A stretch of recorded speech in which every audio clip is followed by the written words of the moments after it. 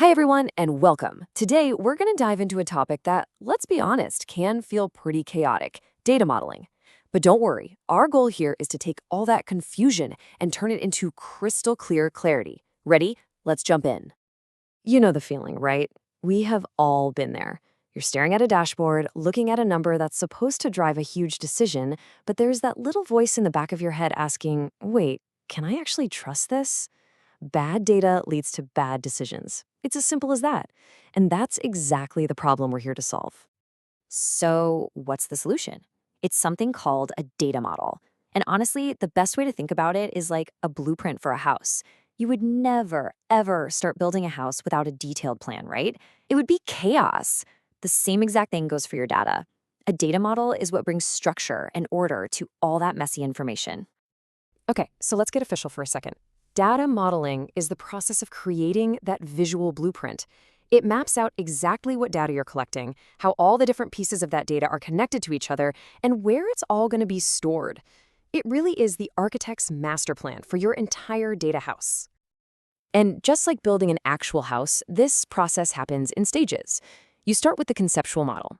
Think of this as the architect's first high-level sketch on a napkin. It's simple enough that anyone, especially the business teams, can look at it and say, yep, that's what we want. Then you move to the logical model. This is the detailed floor plan. It shows all the rooms, the connections, the specifics.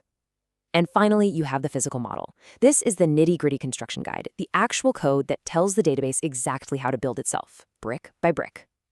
All right, so you've got your blueprint, but no builder just shows up with a single hammer, right? They've got a whole toolkit.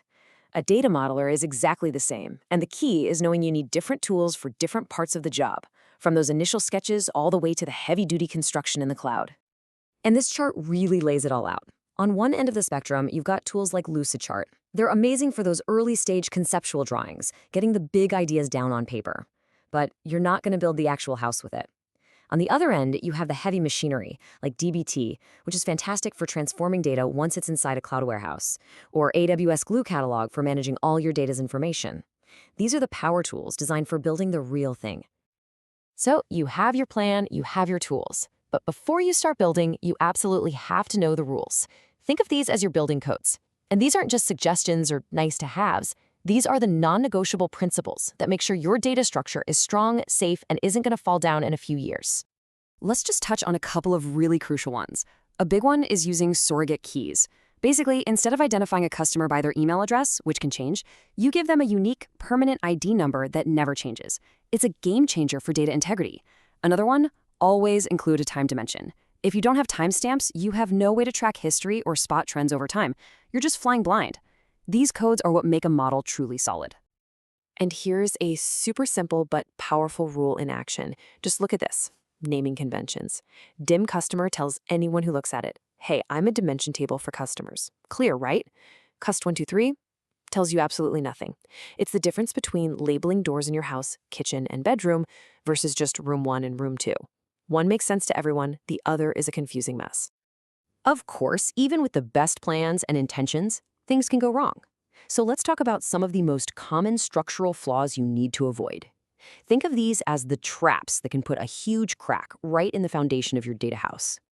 Oh man, this is a huge one. Ignoring history. Look, people move, so their addresses change. Product prices go up and down. If your model doesn't have a built-in plan to track how things change over time, your historical analysis is basically worthless. It's like your house completely forgets what it looked like last year. Here's another classic trap. Hard-coding business rules deep in your SQL code. So let's say you have a rule like VIP customers get a 10% discount. If you bury that logic deep in the database code, and then 6 months later, the business decides that discount should be 15%, you're in for a world of pain. You have to go on a treasure hunt through thousands of lines of code. It makes the whole thing rigid and a total nightmare to maintain. And this might be the biggest mistake of them all. Building your model in a vacuum without talking to the people who will actually use the data. You can build the most elegant, technically perfect data model in the world, but if it doesn't answer the questions that the marketing or finance team is asking, then what's the point? It's completely useless. Okay, so enough about what can go wrong. What does it look like when you get it right? When you follow the blueprint, use the right tools, and avoid the traps? Well, let's check out a real-world financial analytics company that built their data house the right way. The payoff is pretty amazing.